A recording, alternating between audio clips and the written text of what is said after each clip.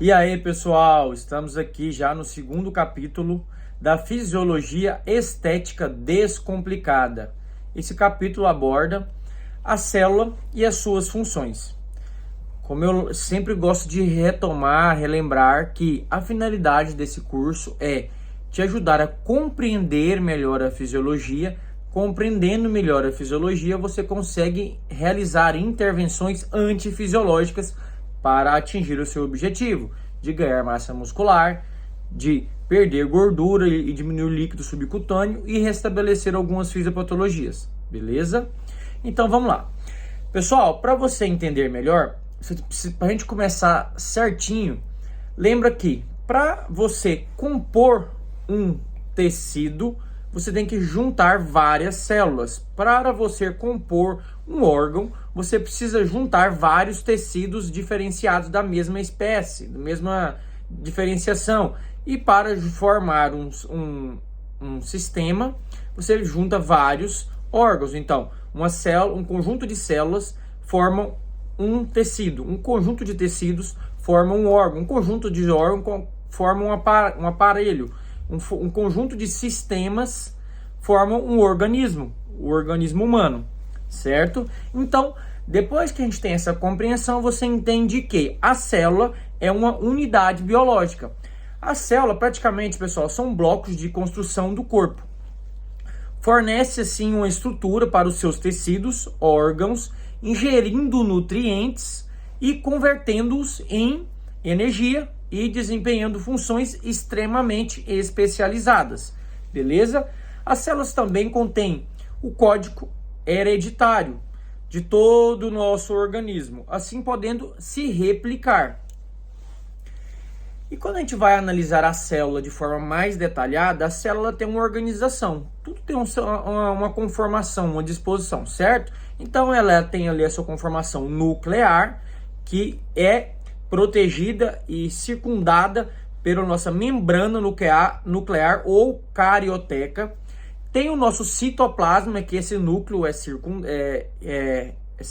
rodeado, né, circundado pelo citoplasma e que é protegido e delimitado pela membrana celular, ou membrana plasmática ou plasmolema. E também a gente tem ali uma região virtual que a gente fala de protoplasma. É composto por 5 subunidades básicas. Quais são elas? Quer anotar? Vamos lá. Água, eletrólitos, proteínas, lipídios e carboidratos. Vamos de novo. Água, eletrólitos, proteínas, lipídios e carboidratos. A composição do protoplasma, beleza? A maioria das células são compostas principalmente por água, em uma concentração aproximadamente de 70% a 85%, exceto os adipócitos. Então começa a entender. Lembra que as nossas estrelas principais, massa muscular, tecido adiposo, um você quer aumentar, outro você quer diminuir. Percebeu que a maioria das células são compostas de 70% a 85% de água. Ou seja, o músculo ele é extremamente hidratado e dependente de água. Ao contrário, no seu outro extremo, as células adipócitas são células com baixa dependência de água e com baixo teor de água intracelular. Fica atento com isso. São informações importantes. Depois da água, a substância com maior importância são as proteínas. Elas compõem essa estrutura, essa massa celular entre 10% a 20%. E dentre esses 10% a 20% dessas proteínas que compõem a massa celular, elas são divididas em proteínas estruturais, que vai compor ali o citoesqueleto. O citoesqueleto, pessoal, é praticamente o esqueleto da gente normal, só que é o esqueleto da célula. E aí ela tem alguns componentes longos de filamentos e microtúbulos que vão formar esse citoesqueleto e gerar trilhos dentro da célula para gerar modificações que eu vou explicar mais para frente. E temos também as proteínas funcionais, que são túbulo-globulares, enzimas que vão auxiliar em algumas reações metabólicas, catalisando nessas reações. A gente também tem ali na sua composição os íons, que são componentes importantes, como potássio, magnésio, fosfato, sulfato, bicarbonato, e em quantidades menores, sódio, cloreto e cálcio, beleza? Os lipídios, pessoal, também tem essa composição nessa massa celular de 2%. E ali, dentre esses 2%, tem entre os componentes de fosfolipídios e colesterol, que são insolúveis em água, formando assim a membrana celular, que é essa delimitação, que divide e que delimita o que entra e o que sai nessa membrana. Algumas células possuem triglicerídeos ou gorduras neutras, que é a mesma coisa, certo? As células adipócitas, em especial, podem ser constituídas por até 95% dessa massa celular de armazenamento desses triglicerídeos ou gorduras neutras. Então, percebeu? Massa muscular, praticamente a sua maioria é composta por água e dependente dessa água para o bom funcionamento. Também da mesma forma que o tecido adiposo tem um baixo teor de água e um alto composição dessa massa celular de triglicerídeo ou gordura neutra. Vai gravando isso. E também os carboidratos, eles desempenham um papel muito importante na nutrição celular e na formação das glicoproteínas, que tem a função estrutural. Como assim função estrutural? Espera que eu vou te explicar. A maioria das células humanas não mantém grandes quantidades de estoque de carboidrato. Quem faz isso são as células adipócitas, ou seja, as gorduras, os triglicerídeos, que tem essa maior função de armazenamento energético. Uma pessoa normal tem, em média, 1% da sua massa total e 3% que está dentro do músculo e outros 6% no fígado de carboidrato. Então, toda essa massa corporal tem uma composição total, uma massa total de uma proporção de 1% de carboidrato. 3% dessa massa muscular ela é de carboidrato, que é em glicogênio, né? E o fígado também tem uns 6%. Então, tem uma concentração maior de carboidrato por espaço no fígado. Então, o glicogênio muscular tem mais ou menos aproximadamente de 3%, que pode ser variado pelo tamanho dessa massa muscular, conforme a gente vai treinando, vai desenvolvendo, ou seja, aumentando essa massa muscular, essa hipertrofia, você aumenta o seu tanque de reserva de glicose, ou seja, quando você consumir alguma quantidade a mais de glicose, esse músculo aumenta essa capacidade de estoque. O fígado também melhora essa capacidade conforme a gente vai solicitando, certo? Então, pessoal, o carboidrato no formato de glicose sempre está presente no meio extracelular circundante, ou seja, glicemia. E quando alguma região, alguma célula precisa de glicose, ela é direcionada, certo? E é armazenado, como eu falei para vocês, no formato de glicogênio, que é um polímero insolúvel de glicose que pode ser despolimerizada e usada de forma rápida se necessário, ou seja, um formato de glicose armazenada em algumas regiões, como eu falei, músculo e tecido hepático com maior predominância. E aí, pessoal, essa estrutura celular que eu falei para vocês, as células contêm estruturas altamente organizadas chamadas organelas intracelulares. E praticamente todas elas são revestidas por membranas. Observa aqui, membrana nuclear, que é a membrana que vai proteger o núcleo da célula, membrana do retículo endoplasmático, que vai proteger ali o retículo endoplasmático rugoso, retículo endoplasmático liso, vai também ter a membrana mitocondrial, que vai proteger a mitocôndria, a membrana lisossomática, que vai proteger os lisossomos, e o complexo de Golgi, membrana do complexo de Golgi também. Então, pessoal, depois que a gente entende a finalidade dessa membrana, que é o quê? Envolver a célula, que é uma estrutura fina, flexível e elástica, de apenas aproximadamente 7,5 a 10 nanogramas de espessura, então extremamente fina, que é composta inteiramente, praticamente, pessoal, por proteínas e lipídios. Aproximadamente 55% dela é proteína, então vai escutando, 25% de fosfolipídios, 13% de colesterol, 4% ou de outros lipídios e 3% só de carboidrato. Então você percebeu que essa membrana celular, ela tem maior predominância dessa massa de proteínas ou outro percentual menor de fosfolipídios, outro percentual menor de colesterol, um percentual menor ainda de outros lipídios estruturais e 3% só de carboidratos, certo? E aí, pessoal, quando a gente pega para observar a sua estrutura básica, ela é uma bicamada lipídica, certo? Por que bicamada lipídica? Então, ela tem duas conformações, que ela tem uma conformação dinâmica, assim, virtual, que é uma barreira lipídica da membrana celular que impede essa penetração de substâncias solúveis em água e saída de outros componentes. Então, as substâncias que são solúveis em água são impedidas de entrar por essa bicamada lipídica e também, da mesma forma, algumas outras substâncias e moléculas são impedidas de sair da célula, certo? E aí, dentro dessa bicamada lipídica, a gente tem algumas regiões que predominam fosfolipídios, que são hidrofílicas, ou seja, solúvel em água, que tem contato externo com a água. Imagina que a gente tem algumas perninhas assim, ó, como se fosse essa cabecinha aqui da parte externa e essa cabecinha aqui da outra parte externa. E essa parte interna, ela é composta de ácidos graxos, ou seja, hidrofóbica, que ela não é solúvel em água. Então essa parte interna que são compostas pelos ácidos graxos e essas partes internas que têm contato com o meio extracelular e intracelular, que é composto por água, elas são hidrofílicas, entendeu?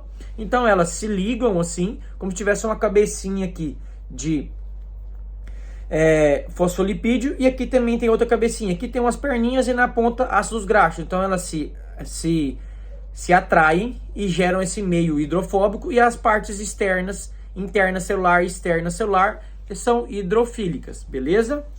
E essas partes, tanto as partes hidrofóbicas, tendem naturalmente a se ligar entre si, também as partes hidrofílicas tendem a se ligar entre si para gerar essa membrana impermeável, que acaba gerando essa diferença, certo? E cada parte na sua parte bem específica. Sendo assim, ela é extremamente seletiva, porém permeável e impermeável ao mesmo tempo. Impermeável para substâncias que são hidrossolúveis e permeáveis para substâncias que são lipossolúveis, beleza?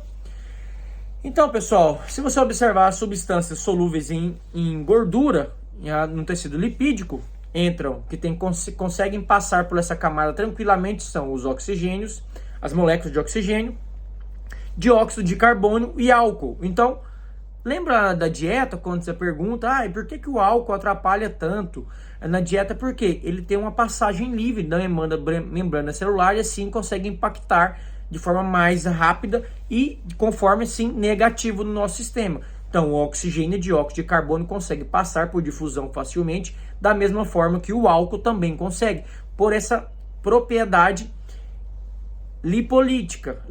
lipofílica, ou seja, hidrofóbica, entende? Então, ela passa com facilidade na membrana celular. E aí, quais são as funções dessa membrana celular? Proteção contra fatores ambientais prejudiciais e também uma transmissão de sinais e locais de adesão para proteínas extracelulares, ou seja, transmissão de sinais, comunicação entre o meio externo e intercelular e locais de adesão para outras células se ligarem, certo?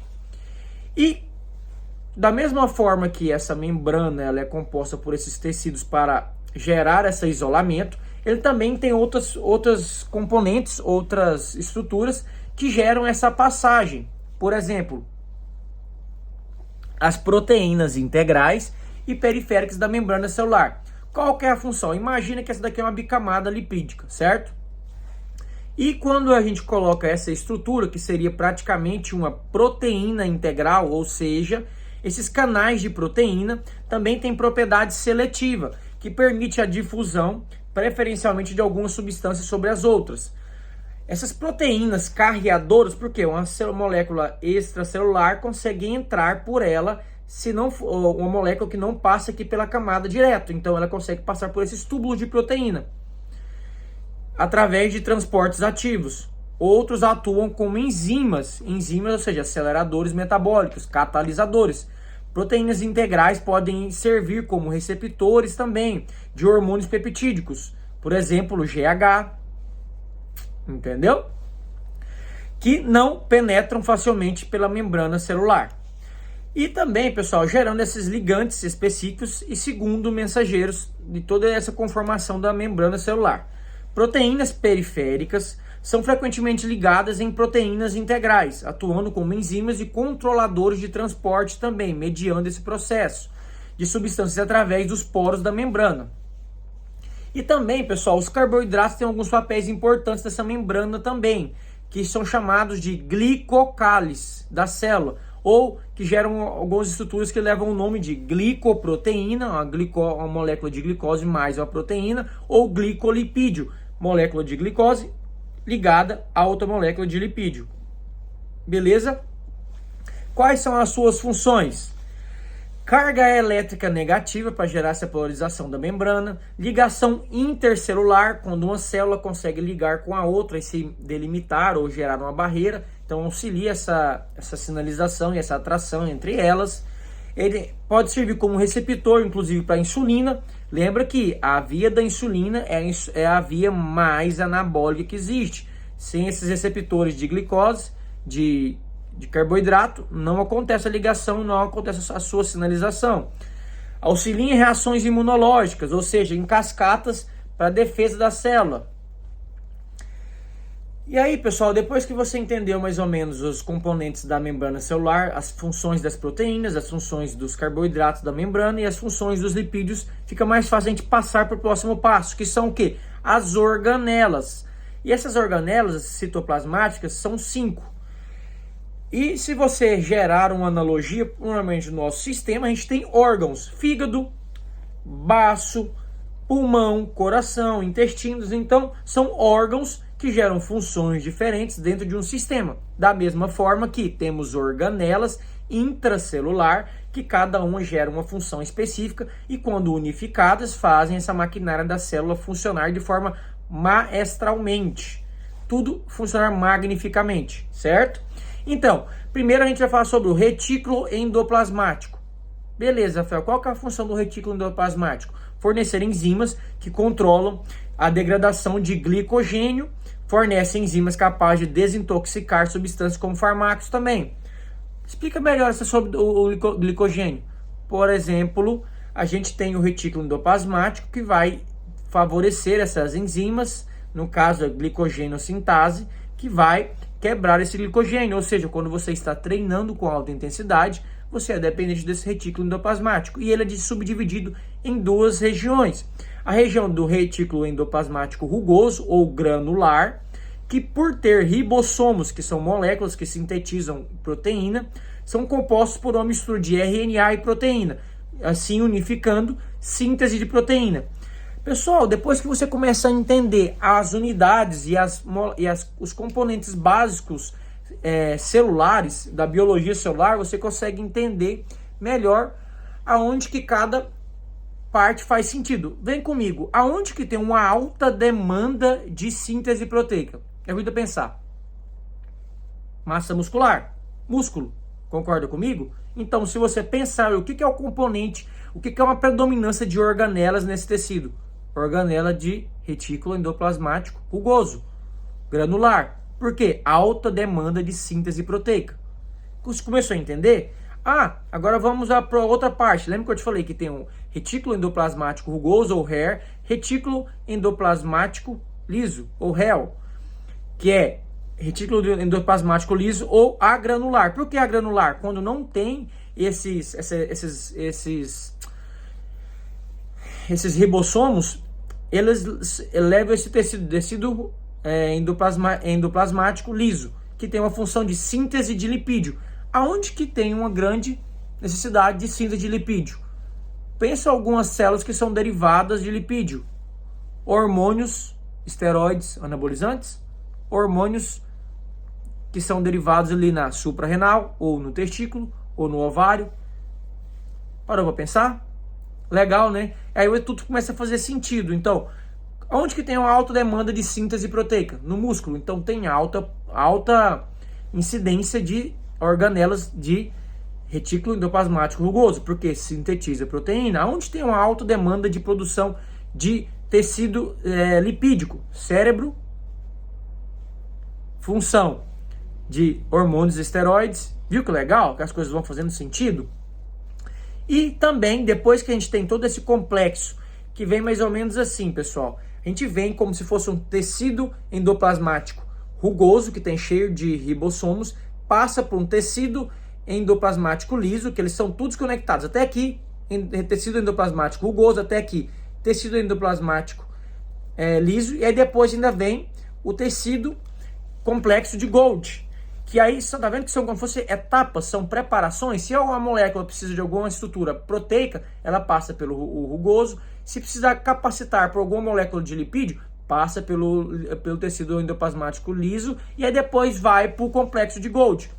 E ali essas substâncias são processadas, capacitadas, compactadas com pacotes altamente concentrados e expelidos por vesícula. Expelidos podem ser de forma seletiva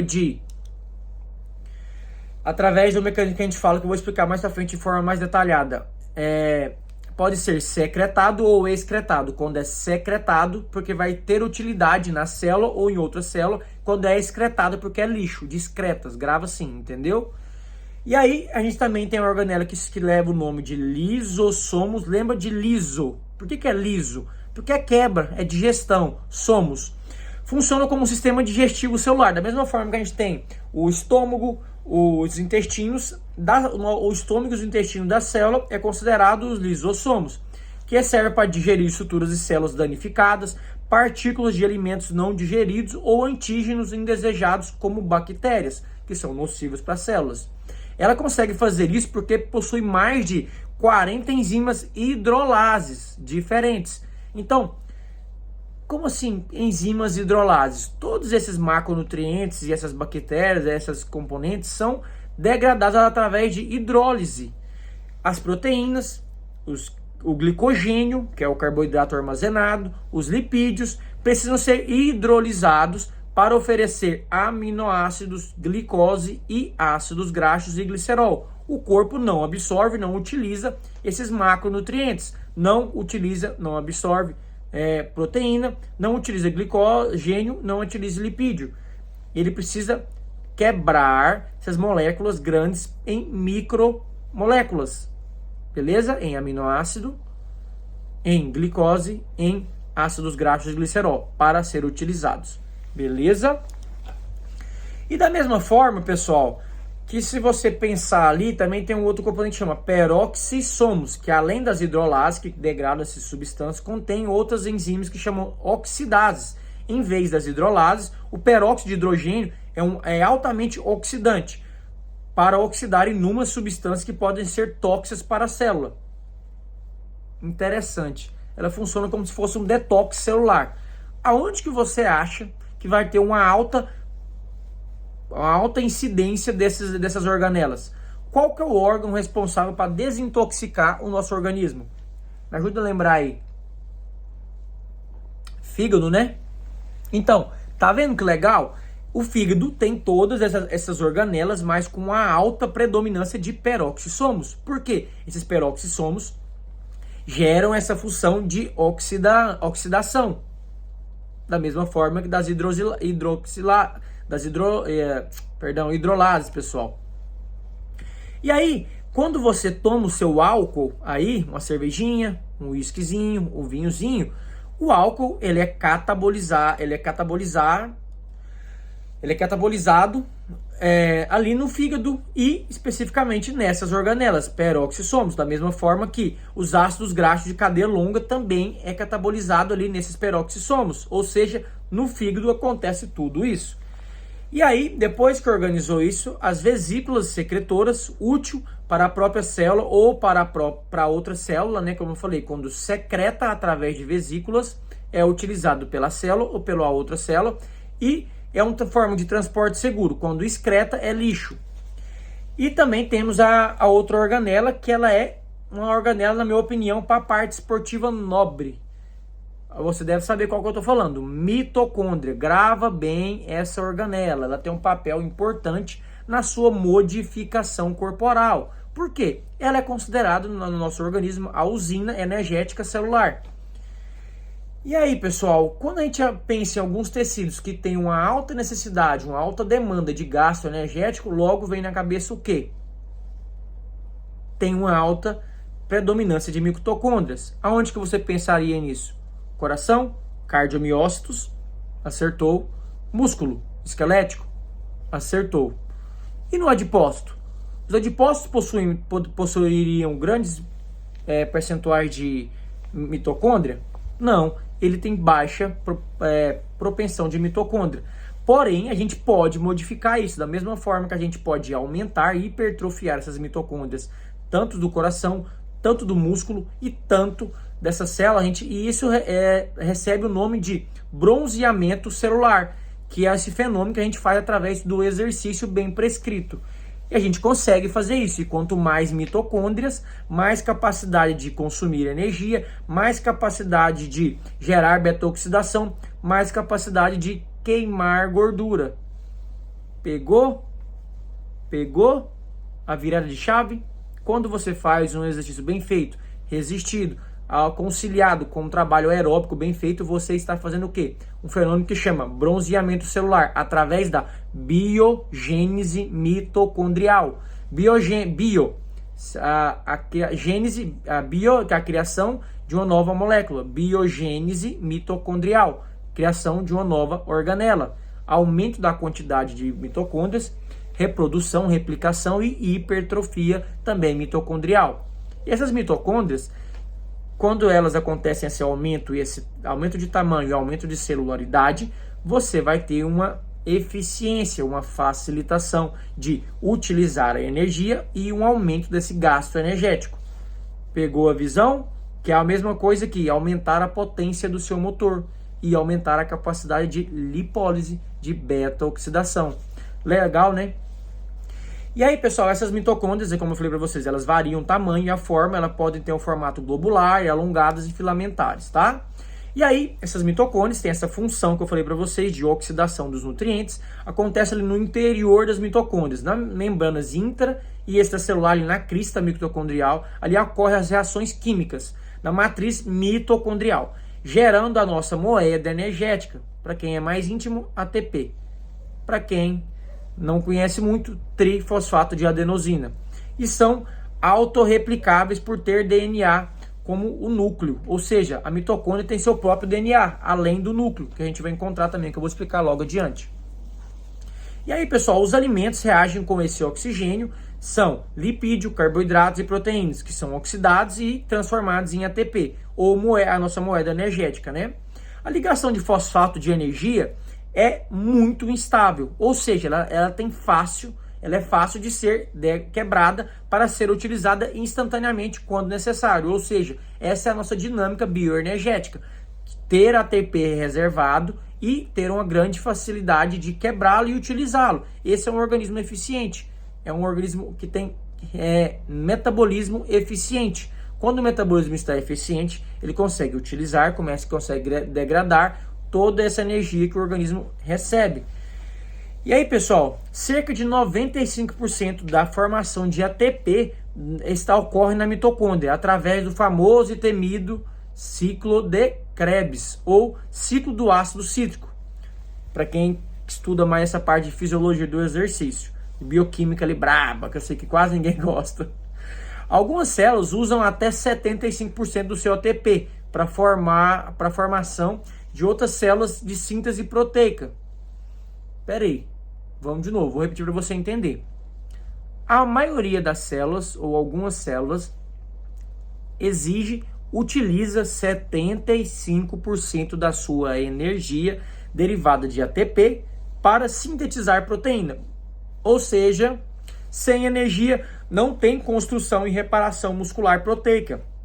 Para você que treina intenso e fica fazendo dieta de alta restrição, não consome o carboidrato porque quer emagrecer rápido, não vai construir massa muscular, porque então não tem energia para reparar, então esse turnover, esse balanço nitrogenado positivo não vai ser favorecido, então você vai criar um ambiente mais catabólico do que anabólico, entendeu? Porque você não pode zerar o carboidrato, meu anjo, entendeu? Então, fica atento, cuidado, depois que se você começa a dominar a fisiologia, tudo faz sentido, você para de dar bobeira. Então, quando você perceber uma dieta que está cortando o carboidrato de tudo, pensa, tá errado. Coloca assim na sua cabeça: gordura é queimada em uma fogueira de carboidrato. Músculo é forjado em um caldeirão de carboidrato. Sem energia não há funcionalidade celular, não anda a maquinária. Então, para de extremismo e abre o olho. E também temos a organela que a gente fala do citoesqueleto, que são estruturas filamentosas e tubulares. Para quê? Gerar a estrutura, como fosse a armação da célula, ou também pode gerar função do fuso mitótico para a divisão celular, criando trilhos para que esses componentes intercelulares se movam, ou seja, esses túbulos criam várias ramificações, uma entranha celular para que ela gere uma estrutura, dando sustentação e movimentação intercelular. E essas organelas se movimentam o tempo todo, pessoal. E aí, para finalizar, a gente tem a nossa parte nobre da célula, além da mitocôndria, que eu praticamente amo, o núcleo. Qual que é a função do núcleo, pessoal? Centro de controle celular. Ali acontece tudo, ali que manda, ali que recebe, ali que controla tudo o que acontece nessas organelas. Então, manda mensagem para a célula crescer, manda mensagem para a célula amadurecer, replicar e morrer. Então, tudo que acontece, todos os comandos, é como se fosse o sistema nervoso central da célula, beleza? Aonde é armazenado o nosso código genético, ou seja, os nossos genes. E aí, também ali nesse núcleo acontece a síntese de ribossomos para serem disponibilizados do citoplasma celular e posteriormente serem conduzidos através desses citoesqueletos e fixados no nosso retículo endoplasmático rugoso ou granular, certo? E esse núcleo ele é circundado pela nossa membrana nuclear que envelopa o núcleo e a carioteca. Só que esse envelope ele tem como se fosse dois envelopes que eles têm alguns poros que geram um mecanismo de seleção e de divisão entre o núcleo e o citoplasma, certo? E aí, pessoal, se a gente pegar para a gente comparar o tamanho e a complexidade de uma célula animal, que é a nossa, com outras células menores, como as bactérias, a nossa célula seria desse tamanho, uma bactéria seria desse tamanho aqui, só a pontinha dessa caneta, e o vírus seria menorzinho ainda, entendeu? Então, imagina que a nossa célula humana tem um tamanho 10, as bactérias têm um tamanho 5 e um vírus tem um tamanho 1, entendeu? Para você ter uma analogia de tamanho. Então, viu o tamanho da célula e a complexidade dela em relação à bactéria, que é uma molécula, que é uma unidade menor e menos complexa, e o vírus que é menor ainda e menos complexo, entendeu? E aí, depois que você entendeu como é que funciona toda essa estrutura da célula, a gente precisa entender os sistemas funcionais da célula. A célula ela também tem algumas funções que a gente fala de endocitose, que é uma condição, um mecanismo de incorporação de substâncias pela célula, orientada por receptores e intermediada por opsonização. São sinalizações pelos receptores e comandados por essa opsonização. Pode acontecer de duas formas. Tem a formato que a gente fala de pinocitose, lembra de P de pequeno. Ingestão de partículas minúsculas e líquidas. O que é uma endocitose? Por exemplo, a gente tem uma molécula pequena, como esse fio dental aqui. Quando o nosso organismo, essa célula, ela faz esse processo, ela vai chegando pertinho e faz esse mecanismo aqui. Ela incorpora uma molécula, um vírus, uma bactéria, um líquido, uma molécula pequena ou grande ou minúscula, certo? Quando essa molécula aqui, são partículas minúsculas ou líquido, recebe o nome de pinocitose, lembra de pequenas. Só que quando essa molécula que a célula precisa fagocitar, ela é uma partícula grande, como uma bactéria, ou algumas outras moléculas de macronutrientes inteiras, ou porções de tecidos degenerados, ela recebe o nome de fagocitose. Então, lembra dessa diferença. P de pequena, F quando tem que fazer mais trabalho. Eu gosto de gravar assim. Eu sei que é uma analogia meio difícil para algumas pessoas, mas eu gravei assim, para mim me ajuda. E aí, algumas células têm a capacidade de fagocitar de forma específica os macrófagos teciduais e alguns leucócitos, certo? E depois que esse tecido é fagocitado, ele é incorporado a outra organela que vai incorporar junto com os lisossomos, que digerem substâncias, lembra? Estranhas através da pinocitose e fagocitose dentro da célula.